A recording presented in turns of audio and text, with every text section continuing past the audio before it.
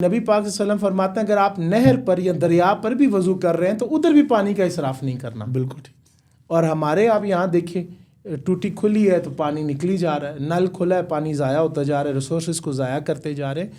تو مسئلہ ہی صرف یہ ہے کہ ہم نے اپنے گھر کو اور مسجد کو تو صاف کر دیا, لیکن ہم نے یہ نہیں سوچا کہ مسلمان کو تو اللہ نے یہ بھی شرف دیا ہے کہ اللہ نے مسلمانوں کے لیے تمام زمین کو پاک کیا ہے. تو اگر ہم اپنی مسجد کو جس طرح پاک اور صاف اور اس کا ایک الگ نماز کا کمرہ بنا سکتے ہیں, تو کیا ہم یہ نہیں سوچ سکتے کہ یہ زمین اللہ نے ساری ہمارے لیے نماز پڑھنے کے لیے حلال دی ہے, ہم کہیں بھی مصلی بچھائے اور نماز پڑھ سکتے ہیں. کیا اس پر ہمارے حقوق نہیں آئیں گے؟ کیا قیامت کے دن اس کے بارے میں ہم سے نہیں پوچھا جائے گا کہ آپ اس کے بارے میں کیا کر رہے ہیں؟ صحیح. تو صرف شعور کی بات ہے, شعور کی بڑی کمی ہے. اور میں سمجھتا ہوں کہ جو صوفیات تھے پرانے, وہ تقریریں نہیں کرتے تھے, وہ زیادہ باتیں نہیں کرتے تھے, وہ اپنی ذات کے اندر کامل تھے. واہ. اور اپنے اعمال اور افعال سے بہت خدا کا تعارف پیش کرتے تھے. بہت خوب. عمل کر کے دکھاتے تھے.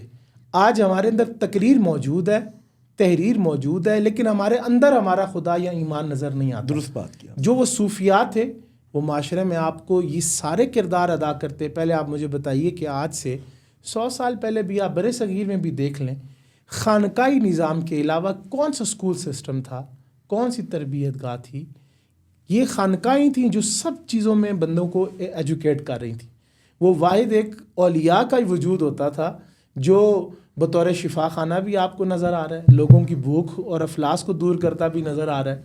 یعنی ہر چیز میں ایک شعبہ ہے نا جی, یہ آپ معاشرے میں لوگ پریشان ہیں, جو کردار ادا کرتے ہیں. آپ دیکھیں یہ تو اب سائیکولوجیکلی بیماریاں سامنے آنا شروع ہوئی ہیں, تو دماغی امراض کے جو مختلف ماہرین ہیں اب وہ ہمارے سامنے شعبہ جات بھی آئیں اور لوگ کہتے ہیں جائیں جی ان سے علاج کرائیں, وہ آپ کا سیشن دیں گے, تھیراپی دیں گے.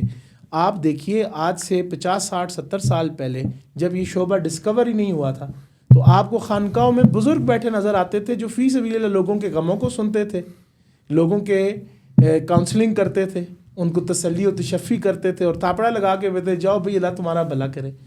کوئی غریب اور نادار آتا اس کو روٹی کھلا کر بیچتے, کسی کے پاس سہارا نہ ہوتا اس کو سہارا دیتے. تو یہ ساری چیزیں تو اولیاء نے کر کے دکھائی ہیں. تو میں سمجھتا ہوں صرف یہی ہے کہ وہ خدا کا تعارف اس طرح پیش فرماتے تھے کہ ہمیں دیکھو. میں یہاں ایک کوٹ کرنا چاہتا ہوں جی. مومن جو ہوتا ہے نا جی, مومن کے وجود سے خوشبو کا اظہار ہوتا ہے, یہ مومن ہے. واہ.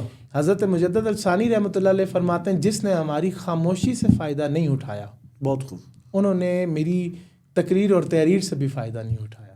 تو ہم لوگ اپنے مفاد کی چیزیں تو اڈاپٹ کرتے ہیں, بھئی گھر میں بلب بند کر دیں, کیوں جی بجلی کا بل زیادہ آئے گا. یہ نہیں کہیں گے کہ ہمارا ریسورسز ضائع ہو رہے ہیں, آنے والی نسل محروم ہو جائے گی.